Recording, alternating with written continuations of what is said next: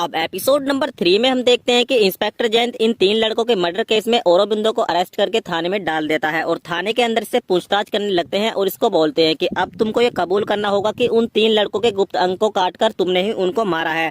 तो औरोबिंदो बताता है कि सर आप ये कैसी बातें कर रहे हैं, आपको जरूर गलतफहमी हुई है, हम तो बस एक राइटर हैं, बस हम कहानियां लिखते हैं। अब इंस्पेक्टर साहब औरोबिंदो को बोलते हैं कि राइटर साहब अब आप ये बताइए कि जो भी कहानियां आप लिखते हैं वो सच कैसे हो जाती हैं, और जिस ब्लेड से उन तीनों लड़कों के गुप्त अंग को काटा गया है वो ब्लेड भी तुम्हारे घर से ही बरामद हुआ है। तो राइटर बोलता है कि सर आप मेरी बात का विश्वास कीजिए, मुझको खुद नहीं पता कि जो भी कहानियां मैं लिख रहा हूँ वो सच हो रही हैं और वो ब्लेड मेरे घर पर कैसे आया। अब इंस्पेक्टर जयंत बोलता है ठीक है औरोबिंदो, लेकिन अब तुम अपने आप को निर्दोष साबित कैसे करोगे कि तुमने वो हत्याएं नहीं की हैं। तो औरोबिंदो बताता है ठीक है सर, जो भी कहानियां मैं लिखता हूँ अगर वो सच हो रही है तो आज भी मैंने एक कहानी लिखी है जिसमें मैंने लिखा है कि आज रात यानी पूर्णिमा की रात वो हत्यारा उस लाश को पुरानी हवेली के तालाब में फेंकने वाला है। अब तो मैं लॉकअप में बंद हूँ, तो जल्दी से आप वहाँ पर जाइए, आज ही दूध का दूध पानी का पानी हो जाएगा। अब इंस्पेक्टर जयंत अपनी टीम के साथ इसकी बताई हुई लोकेशन पर ऑन द स्पॉट पहुंच जाते हैं। तो यहाँ पर इनको रीना मिलती है जो लाश को दफना रही थी। फिर इन्हीं रीना को अरेस्ट कर लेते हैं और रीना को बोलते हैं कि रीना इसका मतलब तुम ये हत्याएं कर रही थी। तो रीना बताती है कि सर मैंने किसी का कत्ल नहीं किया,